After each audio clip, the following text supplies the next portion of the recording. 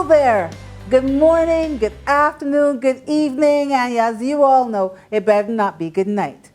I am here again with HFLE for all the week. It's an initiative by the Barbados Association of Guidance Counsellors. And with us today we have ACE #1 guidance counselor with me, and she is Patricia Welch. And we also have a very special guest with us who is going to help us with our topic today. And this is Mr. Troy Holder. Troy Holder, an empowerment coach who some of you may know from visiting your school. And today we are going to be looking at your digital organization. Now, what do I mean by that? Well, in order for you to be online doing all of these different courses, you need to be able to have your device, whether it is a computer, a desktop computer, a laptop, a tablet, or even your cell phone. You've got to have them in tip-top shape so that you are able to take full advantage of everything that is going on in our online learning and G Suite platforms and forums. Now, let me tell you a couple of things that some students have noticed with their systems and has given them some trouble. Number one, some people have been known to say that they turn their computers on and it takes a very long time to start. Extremely long time. Others have their computers on, but when they're connected in classes, everybody around them, the teachers and some of the other students, sound like this. Very slow.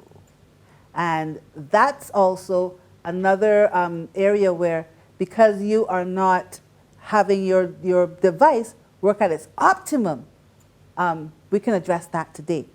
Some people get online properly, they get into the class, and then they lose connection. They get booted out. Some never even make it into a class because the circle keeps turning and turning and turning and turning and turning, and nothing seems to go well for them. They can't get in until when the class is nearly over. Okay? So we're going to be looking at those. All of these issues have to do with the same basic thing. Their online situation and their computer situation completely needs to be overhauled. It needs to be doing a lot less. Sometimes we've got what I call the vampires that will steal your bandwidth. They will steal your ability to let apps open and let programs open and let files open. They will steal the ability for all of those things to happen so your computer does not function properly. So we're going to look at some of these energy, resource, bandwidth vampires today and find ways to solve them, find ways to deal with them, right? So Pat with us today, she is just like you. She's saying, I am not a computer tech, and I'm learning a lot. I'm learning a lot from this today as well. So here we have somebody else who, just like you, is a lifelong learner. You know, every opportunity we get to put in things, we're going to put them in. So we adults are also learning about this thing. It doesn't stop when you leave school. We are continuing to learn. So Pat's going to have some questions. I'll have some extra questions. Troy, who's going to be speaking with us, he might also have some questions. All right? So we're going to get through this together. Okay, Donna. So I'm wondering now. Yes. The first thing that piqued my interest, you spoke about vampires, so I'm getting scared. Very scared. I grew up in the era with dark shadows. I don't know if you know about dark shadows. Barnabas Collins. Maybe you don't know about dark shadows, but when I hear vampires, I get scared. I think about blood-sucking creatures, bats, things that are scary. So is this really what this is talking about when you talk about vampires and technology? Is it something to be scared about, Donna? Actually, it's something to be very aware of because you mentioned a couple of things. Dark, sneaky. And these are things that you don't see coming. You don't know why all of a sudden things are not working quite the way they should. it's because these sneaky little things are going on behind the processes that you are aware of. So they might not be, as she said, like the bats with the teeth come and bite you, but they're biting your computer and your devices. So that's why we're going to be looking at them today. Yes. Lovely, lovely. Well, Well, Donna said biting, but no, she's not referring to physical biting. Right. We're talking about using up the resources of your device. Now, just remember that the device is a machine. So there's a process going on. Some you can see, some you cannot see. If you are having challenges with your device, if it's moving really slowly, the challenge is normally at 1, the internet, or 2, the device. So if you find yourself, you're trying to log on to the internet and you're not getting on, chances are your internet bandwidth may be diminished, or if you are on Wi-Fi, the location you are in your house or in the building where you are, you should be at home, obviously in your house, could affect the quality of the connection.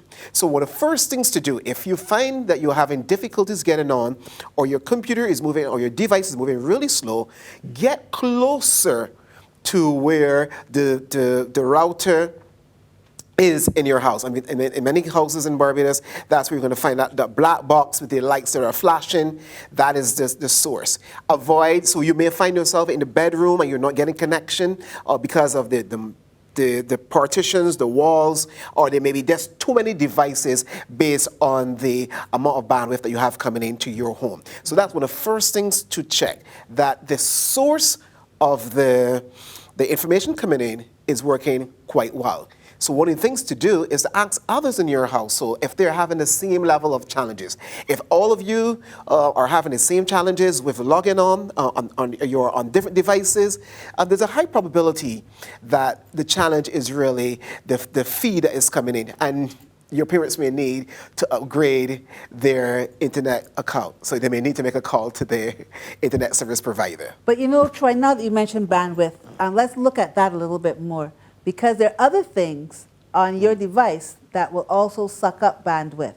For example, if you are in your G Suite class and you have your camera on for the entire time, or try to keep your camera on for the entire time, cameras actually suck up the bandwidth. So one of the best practices would be at the beginning of the class, you can turn on your camera, maybe just so you can let your teacher see that you're there, or because you are excited and want other people who haven't seen you for quite a while to say, hey, look at her, look at him. Okay, that's fine. But when the class gets started, unless the teacher asks you to turn on your camera, try to have your camera turned off. It would help to control how much of your bandwidth resource is being used at the time during the class. And you can turn it back on maybe at the end of the class to say goodbye. Very good, very, very good point, Donna. As a matter of fact, a good practice is if once you are in class, turn off, close all apps, all programs that you are not using. You want to have them all closed because those are going to be using valuable resources. Those are the kind of digital vampires that we were speaking of earlier. So turn those off. Only the essentials need to be on. So you can turn off your game. I know some of you may not want to close that browser of that game that you're playing that you have on pause. You can always go back to that at a time when you are now going to be free away from being in the classroom. In the classroom, focus on what is happening in the class. Only have apps on that relates to what is taking place in the class. All the others, make sure that they are turned off. You know what comes to my mind too? Because there are in the home, in some homes, more than one student accessing the internet service.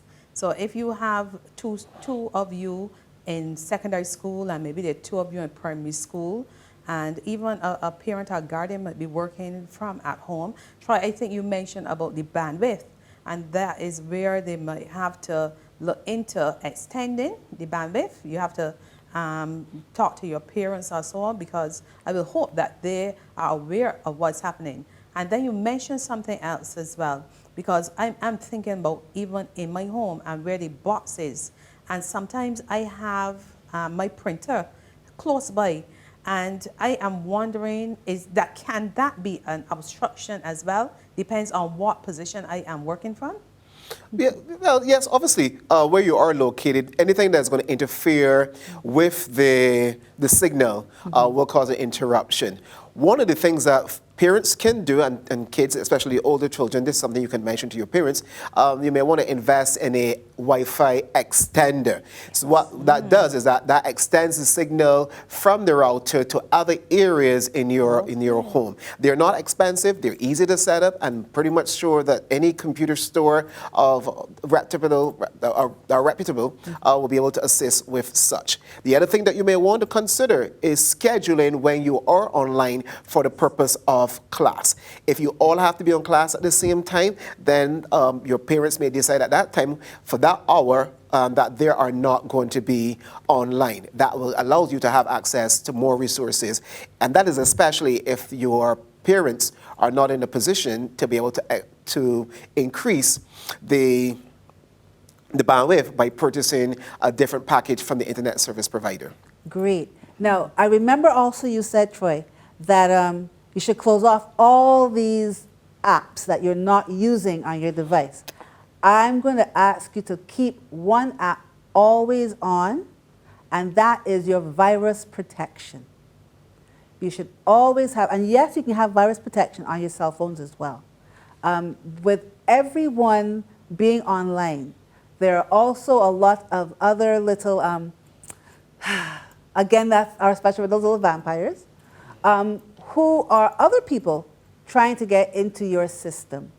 And they're not necessarily in the same country, because cyberspace is all over the world. But if you have a good virus protection, you can block people from trying to get access to your computer. Because once you were online, you were in cyberspace. And once you were in cyberspace, things can happen that are outside of your control in many cases, especially when there are people who are intent on just getting access to your system. All right? I'm curious about this virus protection. I think one comes to my mind, that's Norton. That's the only one that I'm really, as it were, aware of. So how do you select a particular or an ideal virus protection for your computer? How do our students know what to install and what would not contribute to the vampires being there? Okay, the best practice, and I know that some of the teenagers may be going, oh, Mr. Holt, you got to be joking. The best practice is not to install any program on your device, whether it's your cell phone or your laptop or desktop, without first informing and getting guidance from an IT professional. I know you would say yes, but other persons have those apps and they're not, this is my phone and I should be able to do what I want to do with it. But if you want to ensure your own safety and protect the information on your device, you should always ensure that a professional who are very versed in terms of the security of those devices, you should always consult those. So in terms of which antivirus protection to have, I am not an IT professional. I have my own personal preference, but I would encourage and I would direct you to speak to the IT professional, maybe the one that you purchased your device from, or one of the reputable IT professionals around the country. Maybe the IT professional at your school may be able to assist you. You may be able to speak to your teacher to have her connect you with the IT professional who can assist you. So you don't want to be just downloading anything, especially those of you who like to be downloading games. A lot of viruses are hidden in games. They may not affect your computer in a way that you can see, but they may very well be stealing information away from your computer.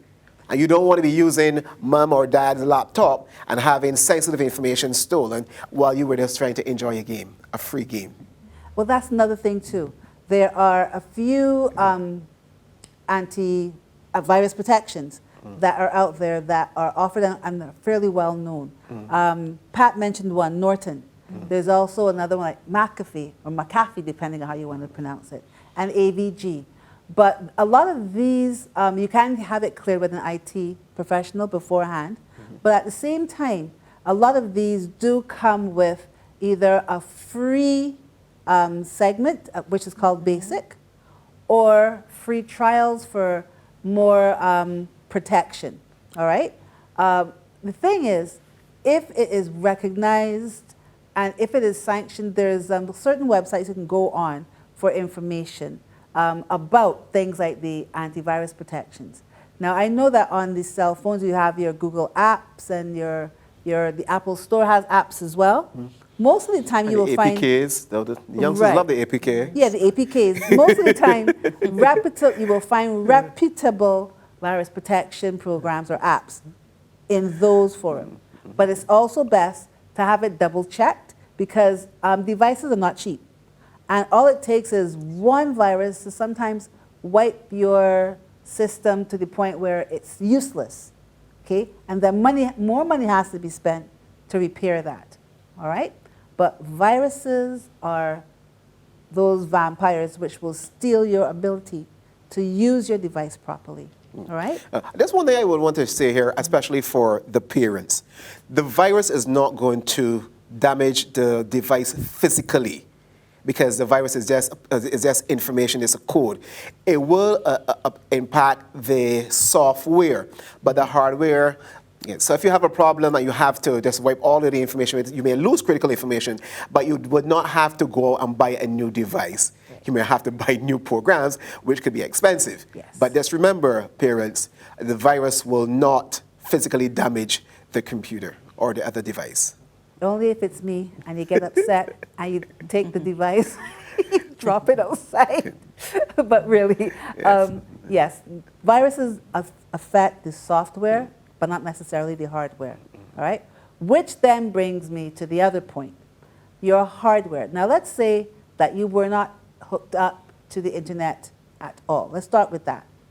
What are some of the things that can really slow your computer right down? And we're going to look at some of those things right now. And these are things that you can actually be aware of and actually do.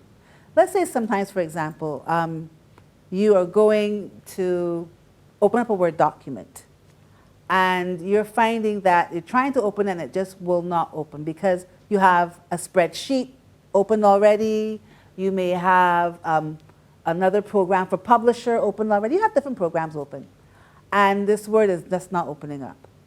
There are ways that you can find your task manager and see what's being held up. And sometimes you would notice that it would say, your program is not responding. It's not responding. Sometimes it does not respond because it just gets stuck. Sometimes it does not respond because there's so many things opened up. It doesn't have enough energy or ROM, right? Random, the other kind of, doesn't have enough energy. Memory. Right, doesn't have enough energy to start. So it will offer you an option to close a particular program, okay? Doing that would help your system to get itself going again. But remember, if you have not saved anything prior to closing it out, you may lose that work. So try to get into the habit of saving your data, saving your work at regular intervals. That's one thing, in case you have to close down. But the other thing is this. When you keep saving everything in one area, on your hard drive, on the computer's storage, don't you think that after a time there's not going to be enough space? Yes, definitely. Yes. Right. So what happens? What happens if, as we like to say, if the place bursts and nothing else can hold? What do you think will happen? Right? It will not save. It will slow down. Right? Imagine yourself after eating Sunday meal, belly full. With seconds. With seconds. Belly full, and you just don't have that. You can't do nothing. Nothing else can fit. I think what's good about the computer is it asks you to free up some space, doesn't it? If it is bursting, as it were. So then you will have to discriminate. You will have to identify, what you need to keep and what you need to get rid of, or maybe save on a external hard drive or Yes. on a flash drive. Yes. I have a little knowledge. You see? Yes, I mean, Yes. you know the thing is, I can hear the teenagers there. I mean, they're laughing at us and going like, "Oh, we don't worry about that. Oh, we back up on Google, yeah. Or we back up on Dropbox, you know. So we're okay. Our cloud. Okay, but remember, that there's a limited supply of space on your Google backup, yes, and on Dropbox that are free. Beyond that, you're going to have to pay. So at some time, you're going to still come to that position because I know you have a lot of videos, a lot of selfies. You're going to have to come to a point where you're still going to have to determine what files you are going to delete permanently unless you're able to convince your parents to pay for additional storage. And even that, over time, will become filled again unless you start to manage your data and determine what you will keep and what you will delete. Even your on your cell phone, because a lot of you are using your cell phone to help facilitate some of your classes and things like that. You know, all of those selfies, they go somewhere, all right? And they stay on your phone. All of those memes, everybody's sending those memes every morning. Good morning, good afternoon, happy 10 minutes ago. You know, all of those add up and they take up the space. They take up the storage. And if you don't get rid of it, it will slow down your efficiency, slow down your ability to get things done on your device. So as Pat has said earlier, you need to be able to clear things. So these are some things to clear. And on certain cell phones, you've got the ability to do this as a program that comes with the cell phone. You just have to understand how to get it done. There's what I want to say to these youngsters, and this is going to be one of the make your lips of your mouth drop open. Those voice notes that you have been receiving, even after you've deleted the conversation, even after you have ran and deleted the junk mail, those voice notes are still on your phone. So unless you go into the data file and delete the voice notes, they're all still there. So if you know you have voice notes on your phone that you shouldn't have, now is a good time to go on Google how to delete voice notes in WhatsApp. The same thing happens with a lot of the photos and a lot of the videos. The files that you download, yes, and I know there's someone who says, that, okay, but I do not have automatic download. That is true. But once you are viewing it, because you cannot view any file, you cannot hear any document, any audio, unless it's first downloaded to your device. Some may be temporarily, some may be more permanent. But the files are there. And even after you delete, there are residues of the files that are left behind. That is why in many cases, persons with the right software can undelete and recover files that were deleted before. So if you know that there is information that you do not want on your device, please do not accept it in the first place. Do not share, because every file that you shared is now in cyberspace and it's now available for others to get it. So you may think it's been deleted, but believe me, it's like a stain that remains behind. And those, if they can recognize the stain, they'll be able to recognize what was there before, and they'll be able to do something called reverse engineering to be able to uncover what was there. Well, thank you very much, Troy. That is another episode we're going to have, right? That reverse engineering, some of the things we deleted. Yes. But at this point in time, we, like some of our computers and cell phones, we are running out of storage of time. Yes. Okay? We have to wrap up. All right? But I want to leave you all with a few last words from our guidance counselor and our guest before I issue the challenge to you. So, Pat, last words? Yes. You know, I was there thinking that my students are there and our students are there and they're thinking, what do these people want us to put on our computer? Maybe we can't have a game or anything on our computer.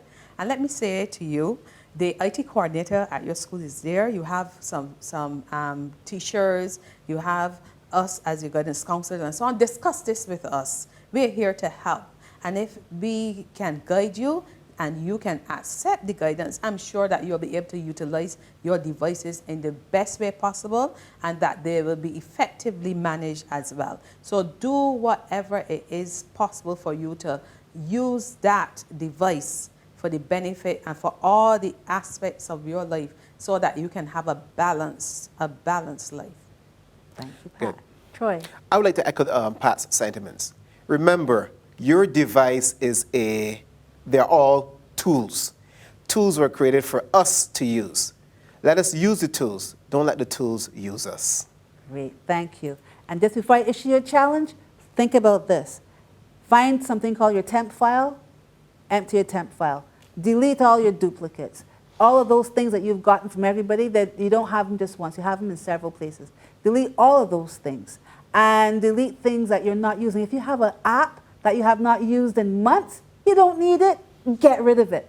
The same way you got it before, you can always get it back again. And lastly, make sure that you are protecting your device with a good antivirus, and things that need to be saved, save them on a flash drive as well, so that if you have to wipe space off of your computer, you have all of the major things that you need, all your SBAs, all of your homework, that's what you need to save. Now, with all of that, this is my challenge to you. I want you to find your device and find out how much space is supposed to be on your device and how much space is left on your device. And then do a cleanup and tell me how much space you were able to recover after your cleanup. All right? Nice. The ball is in your court. Take care, be safe, and remember that HFLE is for all of we. Bye. Bye. Bye.